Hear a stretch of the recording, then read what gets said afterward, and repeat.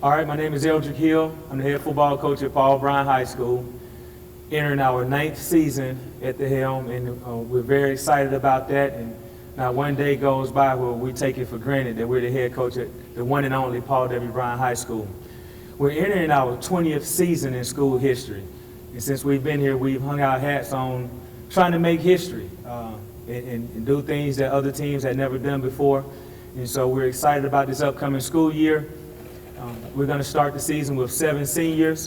Going to be one of the youngest teams we've had during our previous 8 years here.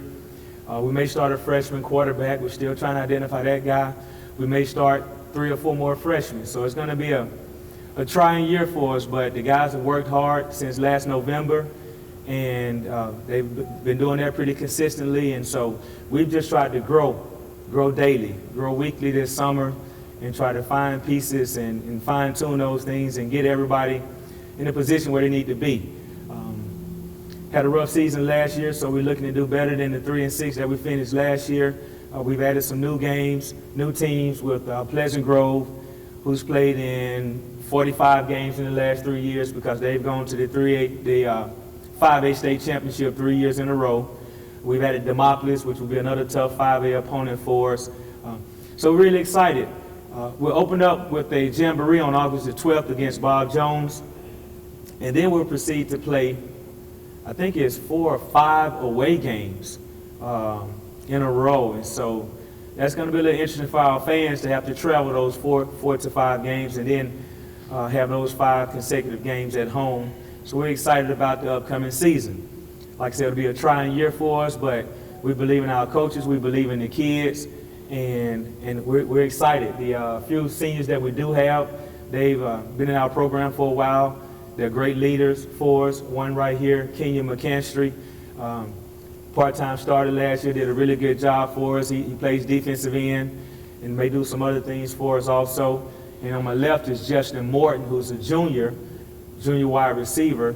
But these 2 guys exemplify everything that we want in the Stampede Nation: pride, character, integrity, academics. They hold that to a high standard themselves, and they come from a good background. And I think they're going to represent us well this year on and off the football field, because we do hang our hats on being champions off the field first. We're very big about developing the person academically, athletically.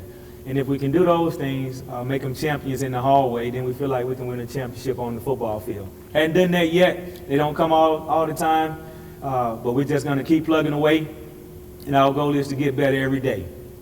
And these are the 2 guys we brought to represent for us. Okay. Coach, talk a little bit about the keys for you to be successful.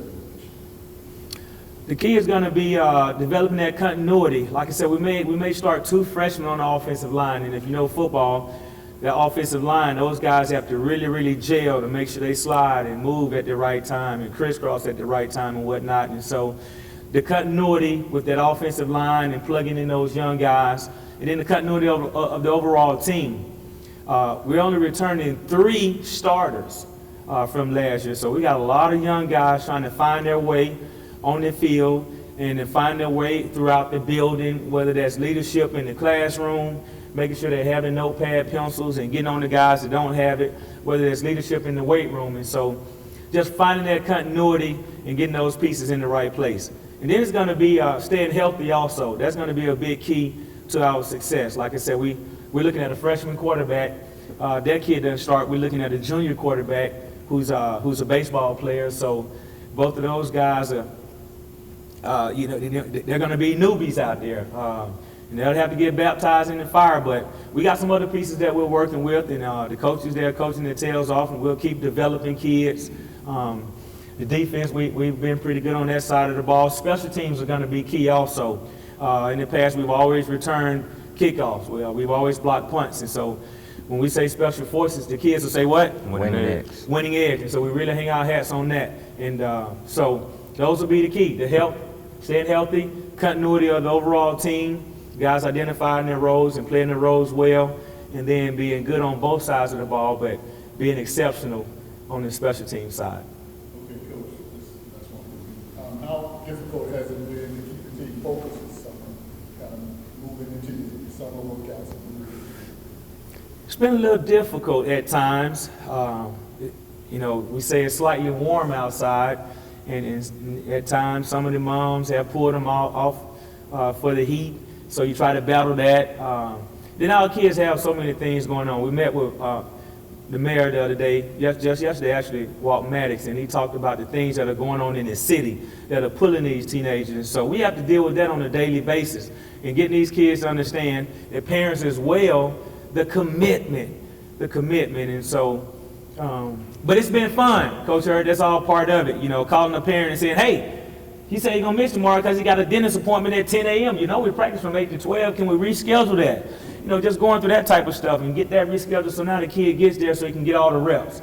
And so it's been about the same, the difficulty that comes with coaches, the ins and outs that a lot of people on the outside don't have a clue about. Mr. McKinstry, talk a little bit about your experience as a player and what are your expectations for this year? My expectation toward this year as a defensive player is to have two sacks a game and call shutouts across the whole defensive board. And what makes you the defensive player that you are? My mentality, I feel like if I'm the best player on the field that I can be, and I don't think nobody that lined up against me can. Mr. Moore, talk about your strengths and what are your expectations for this year? I feel like my strength is my leadership. I feel like I'm a good leader. I motivate and push my teammates. And I feel like that's what makes me a better player on the field too, that I'm not just worried about me, I'm worried about my other teammates' success. And as far as my expectations for me, I want to be known, I want to be respected as a player, but also for the team, I feel like if we just keep working, we keep grinding, that we can get a good record and we'll just do very good this season. Okay, talk a little bit about your leadership style, Mr. McKinstry. In terms of having a young football team, as a leader, you're going to have to make sure everybody kind of toes the line. So talk about your style as a leader on this team. As a leader, I feel like I have to be more vocal. As a guy, as a person on the team that everybody look up to, I have to be vocal toward the young guys to show them their way through the process of going through high school and being a high school football player. And McKinstry has done very well on that. We tell the guys, their own personalities, it is what it is. But we tell them we need vocal leaders, we need visual leaders, guys that lead by example. And a lot of that is, those guys have to speak up. Because we say on good teams, the players are always checking the players. But on great teams, who check the players? Players. The players check the players. And McKinstry, like I said, was a part-time starter last year. His freshman and sophomore year, kid just showed up every day. He was able to watch Javaris Hoskins, who's at Jacksonville State right now, playing defensive end. He practiced behind that kid. Javaris didn't talk for 2 years. McKinstry didn't talk for 2 years. But he's grown and he talked more last year, and so he's becoming more vocal now.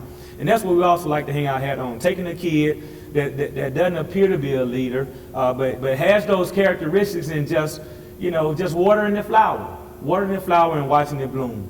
And he's done that, so we're very proud of him.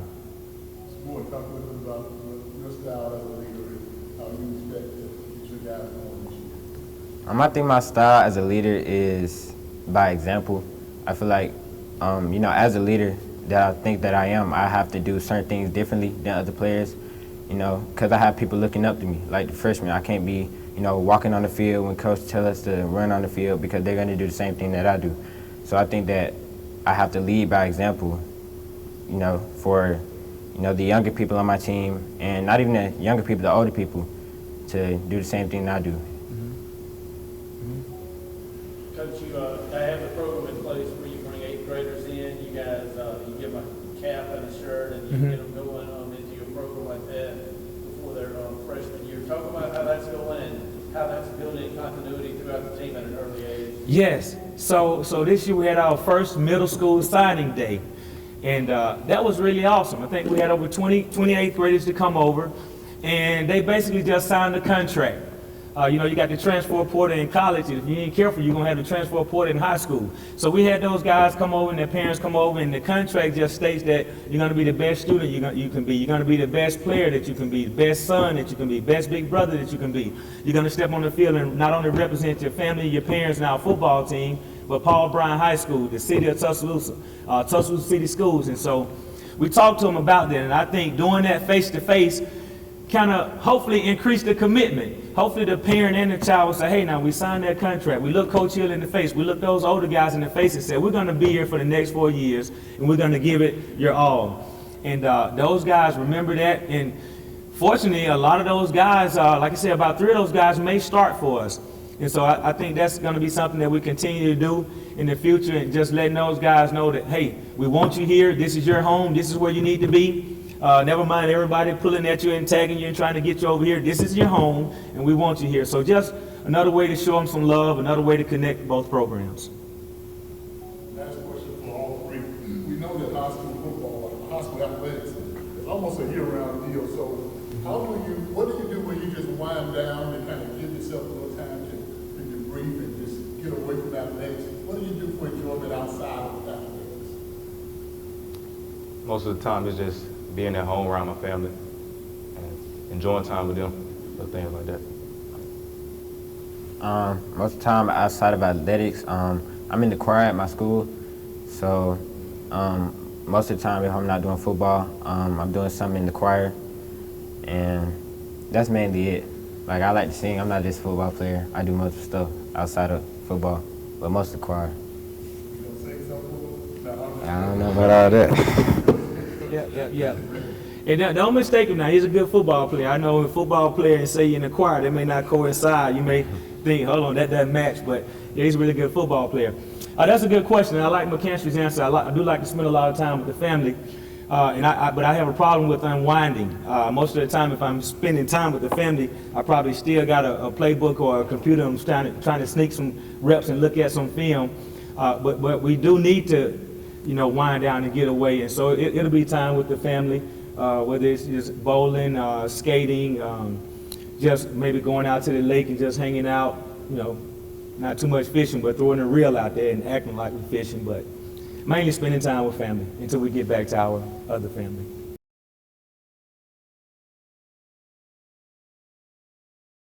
Well, good morning. My name is Curtis Gray. I'm your head varsity women's flag football coach at Paul W. Bryant High School. With me I have seniors Caleb Bryan and Remy Lewis. We're very excited about the upcoming season, especially being year 2. And the best thing about year 2 is that we had a chance to learn from year 1. So we're very excited. We're venturing into something new, and know that the journey continues. So last year we laid a few blocks on the foundation, and so this year we plan on basically putting up the side walls and the roof and maybe complete this project. These young ladies right here have been working extremely hard with a couple more of their teammates during the summer months. Like Coach Hill stated, it's been quite warm, but they've come and they've put in their work and time and effort. So we're expecting big things this season, to be a little bit better than last year, but we still recognize that it is a project that's going to take a while to build, but we're building, and we're going to be excited and have fun and enjoy this season. It's been a relatively new sport. How is it recruiting the young ladies in your school to get your numbers to be able to compete the way you want to compete in this sport? Well, we started with a small spring training, trying to invite students out just so they can get a little taste of it. And during that spring training, I think at one point we had maybe somewhere between 13, 15 students that wanted to try. And that included the players that played the previous year. So when the summer started, we were back down to our 7 and 8 that played the previous season, which is, it's going to be a little give and take with some of our female athletes or female students that doesn't understand that they are athletes yet. Learning practice styles, how having to train, being outside with a lot of young people, outside activities. So it's been a give and take, a little here and there, push and pull, but the 7 or 8 girls that we've had that has consistently come to summer training and summer workouts, I feel are really ready to actually play and compete at this game. A lot of issues we're having, they're learning to compete, learning to become athletes. And it's a difference when you just playing and competing and then trying to be a competitive athlete with some of our female students. So, like I said, that's been part of the issue. But when school comes back around, we might have one more open date just to see who else is interested if they weren't around when we started. But we have 8, I know, that are completely committed and dedicated. You don't have to have 7. So I look at it, hey, we got 1 plus. And talk a little bit about the girls' flag football. You don't really have to be the program, so you have to kind of teach the skills of the young ladies that play offense and defense. So talk a little bit about that coaching aspect or the skills of girls' flag football. Basically, our summers have been more involved with skill. And we do a little conditioning and working out and trying to get our bodies or their bodies to be more athletic. Like I said, they got to train to use a different type of body, you know, using muscles or using movements that they're not so much accustomed to using. But we basically worked more skill this summer.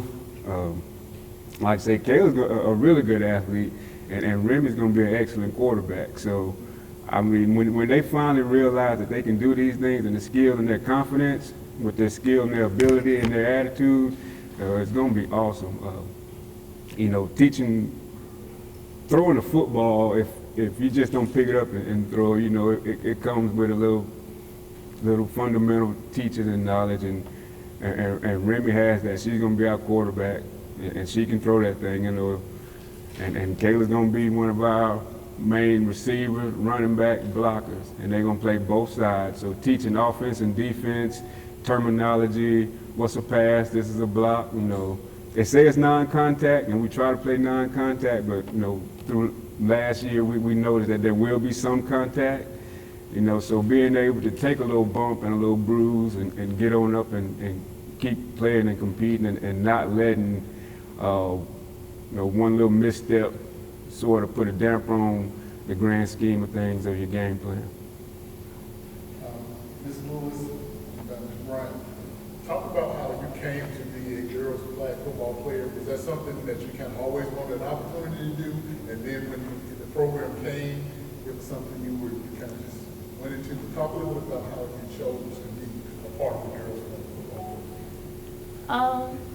It wasn't something that I really wanted to do, but when the opportunity came around, I wanted to try it out, and when I tried it out, I found out that I really did like it, so I stuck with it, and now I'm the quarterback of the Bryan team.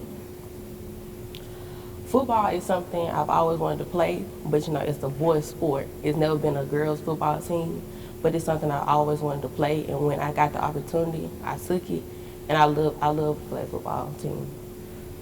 And when you started last year, was it what you expected, or was it something you were like, wow, this is a little more difficult than I thought it was? Talk a little bit about that transition as you really got into the game and started playing. Once I got into the game, it was different. I was not expecting it. Like, you have to learn different techniques and stuff, like when pulling flags and stuff, and being on defense and stuff. It's a lot of different techniques that I didn't know and I had to learn. But I like it. It's good. Yeah, it really is different from boys football. I didn't know it was gonna be a little tackling, but when I found it out, I just, you know, had to go through with it. But yeah, it's a fun sport to play. And I know with young ladies, you really can't say, I can emulate this football player, but are there some football players that you see that you kind of try to emulate your game now and say, oh, I can let it play skill-wise? No, sir. No, sir. I don't watch football. Okay. Also, I always ask this question. You know, you got to have some things outside of the athletics and everything you have going on to just kind of, you know, hey, be breathe and just relax. So, what do you do with your spare time to just have me time and just relax? Have fun. I'm mostly with my family, and I do hair outside of school, so I'm either doing hair or I'm chilling. My main thing is I spend time with my family. That's what I like to do. That's like my breather. I just like to spend time with my family and do stuff with my family, yeah.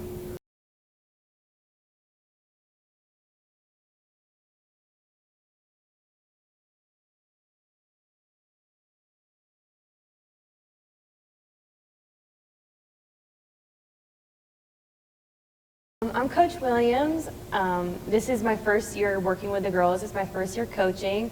I just finished my first year as a teacher. I'm the art teacher, so I've gotten to know several of our players through that. I'm here with two of our seniors. This is Jalen Davis, Jalen Davis and Noria Wilson. But I'm really excited to be with the girls this year. I'm really lucky to have the group of girls that I do. They've been really enthusiastic and coming in this summer and putting in so much work, and they show up and they show out. They are so talented. We have a group of really well-rounded girls. They're involved with all kinds of extracurriculars. Like I know several of them are involved with our TFAA program and choir and SGA. So we have a great group of girls that are also incredible athletes. I've been really impressed with them this year. I didn't know what to expect walking into this, especially with it being my first year and not being very familiar with the team and having to re-familiarize myself with the sport. But I've been really impressed with them. They've done a really great job, and I think they're going to do really well this season. And being a new coach, how have you prepared yourself kind of mentally, physically for the challenge that you have? It's definitely been a challenge. I played volleyball myself growing up, and so I already knew the sport very well, but you know, going back, like watching videos, making connections with other coaches, being really in constant contact with my athletic directors and other members of our faculty that have just been really supportive and helpful. I've found some really great assistant coaches who have been instrumental in us doing what we've done so far this summer. But it's been a lot. I'm learning a lot, but I'm also getting a lot of help. So I think that we're doing a good job. And in terms of your coaching style, what would you say your coaching style is, and how is it kind of getting your coaching style across to your players as a new coach? How would you help me describe my coaching style? I'm still learning my coaching style, I think. You know, this is all brand new to me, so I'm more of a gentle person. I don't really have that kind of booming personality, but I like to check in individually with each of the girls and make sure that I'm meeting their needs and getting feedback from them and learning from them. And our seniors have really like stepped up and been helpful to me and like guiding me as their coach and letting me know what we're doing right and what are some areas that we can improve on, and they're giving me their feedback as athletes. Like, I think that we should do more of this type of drill, or I think that we're doing a really good job here, but we should make this adjustment. And so it's a lot of communication with my athletes and my assistant coaches, and just being positive and very energetic and constant communication.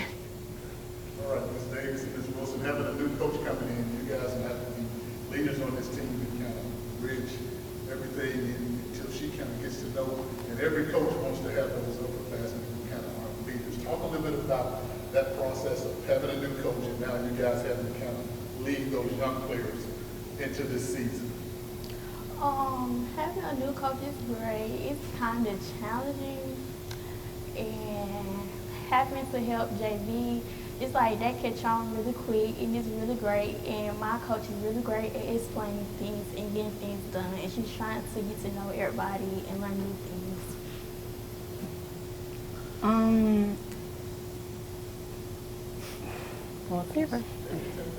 What's it like having a new coach and learning about you know, our team as we are kind of right now?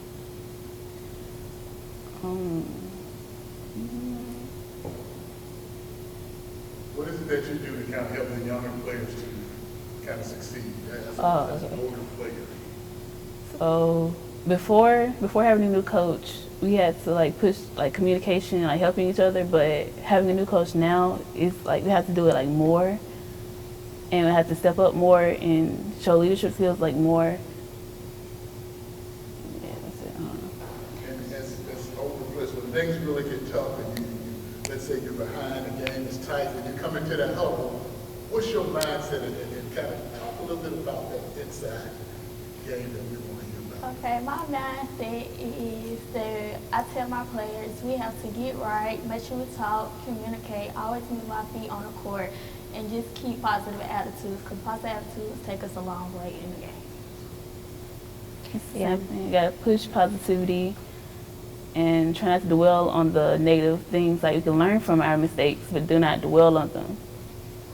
And just the last question, what are your expectations for this team? I have really high expectations of them. I think that they have a lot of talent and skill, and I think that the most that I could ask from them is that they come and they give it their best, and that they stay positive and put 100% of their effort into every game, every practice, and that they really strive to be good examples and come back stronger and improve from last season and just continue growing and become really strong, well-rounded individuals and athletes that set a positive example. Yeah. Yeah. Anyone else would like to? Individual goals or team goals, if you have any, have you said it? Yeah, to carry a strong bond with our team and make sure we all come together when somebody needs something. I really hope to like push the mentality that like we're great, we're gonna do great, we're gonna strive for the best, and to always be positive. I really hope that like we can work on like our communication, like working like working on teamwork together, because volleyball is a team sport and we have to push each other forward, like pick each other up, and just Okay, thank you guys. Anything else you would want to say? Any other comments? I'm just really proud of the girls. I was nervous coming into it as a new coach because they didn't know me very well, and I was worried that we would have issues like with communication and familiarizing ourselves with each other, but I think they've done a really good job being welcoming and open, and they're going to do really great, and that we work well together. So I'm excited. I think it'll be good.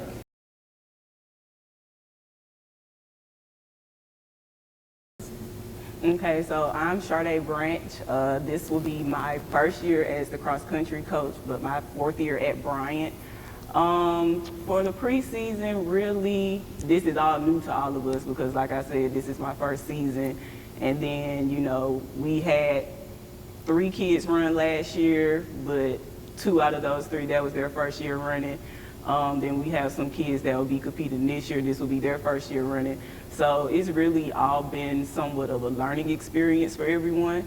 But really just over the summer, we've just been working out.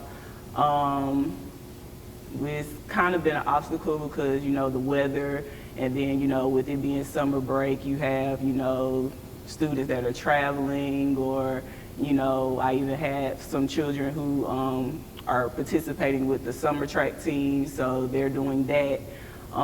So just, you know, working with what I have and just, you know, trying to motivate everyone so that we can have a good season. And how do you kind of keep everything together? Because you have a lot of distractions and you can't really get all of your pieces together, weather, everything. How does that kind of play into you preparing for the season? Like I said, it's an obstacle, but I mean, you just have to work with what you have. I try to be very understanding, you know, because it is summer break and, you know, I can't really make them come to practice. So, you know, just try to motivate them and, you know, give them alternatives like, okay, well, if you can't make it to practice, you know, you can do this at home or, you know, do that. But yeah, just trying to stay positive and just uplifting.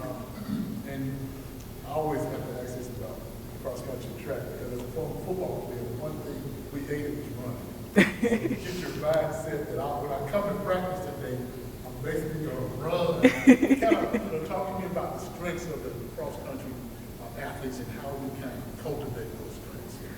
Well, actually, believe it or not, when kids do cross-country, they end up liking it because of the fact that, you know, it's different compared to track. You know, it's kind of a slower pace. Most of the places where they run in, they're running in the shade, so it's not a thing of, oh, it's too hot, or, you know, but they actually end up liking it. It's just a thing of, you know, actually getting them out there so that they can learn and, you know, they can see, oh, this is what it is. I think I can do this. I'm going to start with the young lady. Introduce yourself and then just talk a little bit about your expectations for the season and how you've been preparing for this. Okay, my name is Hayden Wall. I guess my expectations for the season is just to finish every race knowing that I did my best. Because I've had a lot of issues, and with a lot of athletes, it's a very mental sport, running. And so, I'll go in with doubts and then fall back a little bit and then finish knowing that I had more in me, and I don't want to make those same mistakes this year. My name is Richard Whitehead, and my expectations for this cross-country season is simple. Everything I do, I want to be better at it and PR every time that I do it. And as the leaders of the team, talk a little bit about when I think about sometimes when people say, well, man, I don't really feel like practicing today. I don't feel like doing this today. As leaders of your cross-country team, what kind of mindset would you have in the team to kind of spur it up? Personally, I tell myself, just don't stop. Like I said, it's a very mental sport, and you just can't stop, because once you do, it's harder to get going again. And that comes with running, in general, practice, races, and then even just showing up. You just have to tell yourself to get up and go. Mindset, you just got to go to practice and do what you got to do. So if you want to be the best, you got to put in that work and effort to be the best. You can't say, oh, I don't want to go to practice today because I don't feel like it. And that was my next question for all of you guys. You're in a competitive 6A region. So do you have some people you identify that, hey, this year when I compete against them, so how do you kind of say, I'm going to step my game up to really be able to compete the way I want to compete against the competition? I know she's back there, Mary Mack on the Northridge team. Everyone thinks of her as just the ideal goal for women's distance runners. And I don't think I've ever actually met her in person, but yeah, that's just just the other girls on the other teams that you see out there, they work hard, and you can see that they work hard, and it shows in their results. And so that's just something to look up to, and to tell yourself that I could be there if I would put in the effort. Me, actually, I like to kind of compete with my own team a little. Yeah. And me seeing the work that they put in, I try to be equal or put in more than them. Just friendly competition. Having been a long year, long school year, everything, kind of what do you do to relax and kind of separate yourself so that you can kind of get that relaxation time and then come back up when you kind of do the Personally, I take a lot of naps. Always in my free time, I'm asleep. I just sleep. Me, I listen to music a lot. I'm big on music. It calms my nerves and it opens up my mind. Honestly, I don't know if I know how to relax, because when I do get off time, it's my mind is constantly going. I'm always thinking, okay, I need to be doing this, did I do this? I always feel like I'm supposed to be doing something. Sometimes in order for me to relax, I have to force myself to relax. So that's I might have to just put my phone on silent, receiving emails and texts and phone calls. But I'm getting better at it, I think. But you just have to take a break sometimes. Everyone needs a break. So yeah, I'm trying to get better at that.